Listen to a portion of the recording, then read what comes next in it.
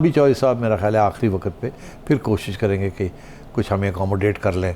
हम लड़ाई झगड़े नहीं करते, हम भी हमज़ा के लिए खड़े हो जाते हैं। एक तरफ तो ये है, और दूसरी तरफ ये है कि जिन लोगों ने इन्हें पहले खड़ा किया था, खान साहब ने किया था, ये मैं आपको बता दूं।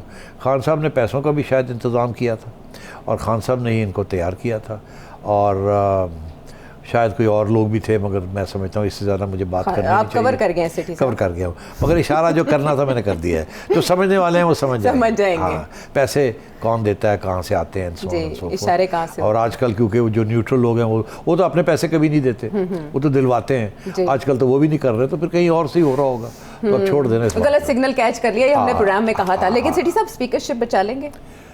नहीं, वो भी नहीं, दोनों से जाएंगे। दोनों से जाएंगे। ओहो, ये तो बहुत, ये हो सकता है कि जो सेटलमेंट हो जी, अभी आखिरी वक्त पे कोई शायद कुछ लेन देन की जरूर माफिया मांग लें और कुछ कर लें। अच्छा। मगर मैं समझता हूँ इस किस्म की, अब क्या कहते हैं, दगाबाजी, इस किस्म की आखिरी वक्त पे वो शिवजी वंगर चाकू मार देता, ये मेरा नहीं ख्याल इसके बाद इनको कोई माफ़ करेगा। इनको कुछ अब इनको भी सोचना पड़ेगा कि इनकी सियासत अब क्या रह जाएगी। बहुत बड़ी गलती की है इन्होंने। और मैं जाते जाते एक बात और कह दूँ आपको कि अगर ये नहीं होता, इन्होंने पैसे लगा के ख़रीद लिया, और मैंने आपसे कहा था कुछ अरबों की बात है। अच्छा। जो पैसे अवेलेबल हैं टू बाय, अगर ये कर भी लेते हैं तो ज़्यादा देर नहीं चलेगा, ये ज़्यादा देर नहीं चलेगा। ये फिर एक स्टेज पलट के वार होगा, ये फिर वार होगा, और वार पे वार होगा, और ये टिक नहीं सकेंगे। जिस दिन परवेज़ इलाही साहब ने यू टर्न ली और छोड़ के पीडीएम को और वापस इस्लामाबाद की तरफ रुख किया, तो मैंने इशारा ये किया था कि कुछ पैसे वैसे की बात भी शायद हुई है, और काफ़ी बड़े बड़े, इसलिए क्योंकि फिर ख़रीदने हैं ना लोग, उसके लिए पैसे भी चाहिए। तो मेरा ख्याल है वो कुछ पैसे वैसे का इंतज़ाम हो गया। और अभी एक MPA ने मुझे फ़ोन करके ख़ुद बताया। अच्छा। कि मुझे 6 करोड़ ऑफ़र हुआ है। तो मैं उन्होंने कहा 10 तो काट ना लें। तो कहने लगा सर, तो फिर वो 10 भी मिल गया, तो फिर मैं क्या फिर जाके वोट पा देंगे खिलाफ। पैसे भी ले आते, वोट भी खिलाफ। वो इमरान खान साहब वाला मशवरा दे रहे हैं। बिल्कुल बिल्कुल। तो मैंने कहा वो खान साहब का मशवरा है, फॉलो इट, अल्लाह खैर सल्ला। हाँ। तो इस तरीके से सूरत हाल बन रही है। मैं ये समझता हूँ कि 200 से ज़्यादा वोट हमज़ा को मिलेंगे। ओह, ये तो आप वही प्रेडिक्शन, मैं उसी किस्म की बात कर रहा हूँ, उसी किस्म की बात कर रहा हूँ। अच्छा, कि 200 से ज़्यादा वोट हमज़ा को मिल जाएंगे और परवेज़ इलाही साहब फारग हो जाएंगे। ओहो, इसलिए फिर घपले करने के इम्कान है।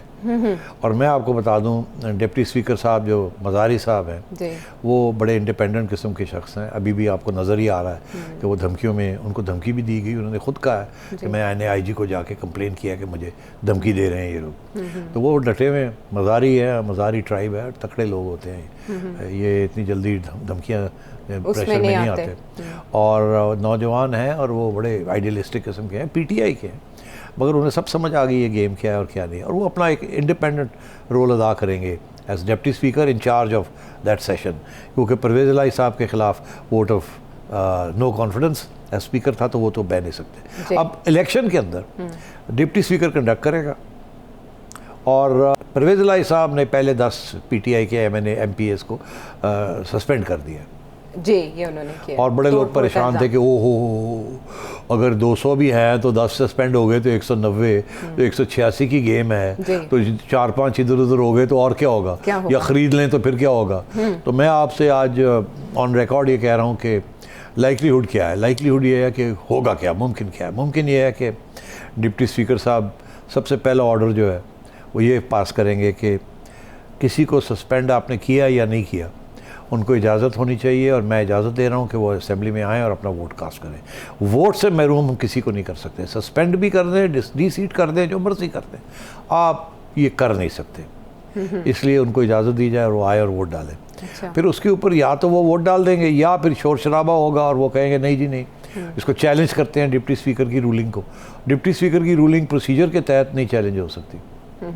यस, ये हमने सुप्रीम कोर्ट वाली एपिसोड में बहुत बार सुना। तो अब ये है कि क्योंकि उन्होंने किसी चीज़ जो करनी है आइन के मुताबिक, ये तो नहीं इनकार कर रहे जी, तो इसलिए वो वो अपने रूलिंग है उनकी, वो रूल करेंगे, और वो मैं आपको बता रहा हूँ उस दिन 200 से ऊपर चले जाएंगे। ठीक है। और परवेज़ इलाही साहब की फारग हो जाएंगे और हमज़ा चीफ मिनिस्टर बन जाएगा। अच्छा, तो फरागत के बाद क्या वो वापस रुजू करेंगे PDM के साथ? जैसे जरदारी साहब ने इंटरव्यू में कहा कि हम चाहते हैं कि वो सियासी दायरे में वापस आ जाए। अच्छा, और मैंने आपसे कल शायद इशारा किया था कि परवेज़ इलाही साहब को शायद, जिसे कहते हैं ना अंग्रेज़ी का मुहावरा है, the writing on the wall, नविश्ता दीवार। हाँ। जी। दीवार पे क्या लिखा है तहरीर वो क्या है? हाँ, तो वो नज़र आनी शुरू हो गई है। अच्छा। क्योंकि वो हाथ लिखना शुरू कर दिया। तो मेरा ख्याल है परवेज़ इलाही साहब ने अपने फिर जिसे कहते हैं ना, उनके जो चिड़े हैं उनको फिर भिजवा दिया जरदारी साहब के पास। अच्छा। जैसे शेख रशीद साहब ने अपने कव्वे जो हैं वो GHQ की तरफ भिजवा दिए कि साईं माफ़ कर दो, ਅਸੀਂ ਤੇ ਤੁਹਾਡੇ ਹੀ ਬੰਦੇ ਆ,